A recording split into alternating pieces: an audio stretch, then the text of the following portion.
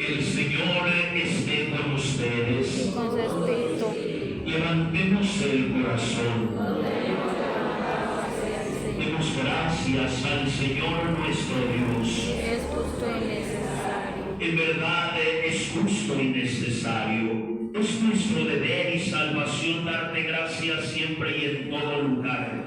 Señor Padre Santo, Dios Todopoderoso y Eterno, por Cristo, Señor nuestro, el cual con inmenso amor se entregó por nosotros en la cruz, e hizo salir sangre y agua de su costado herido, de donde habrían de brotar los sacramentos de la Iglesia, para que todos los hombres atraídos hacia el corazón abierto del Salvador pudieran beber siempre con gozo de la fuente de la salvación. Por eso con todos los ángeles y los santos te alabamos, diciendo sin cesar: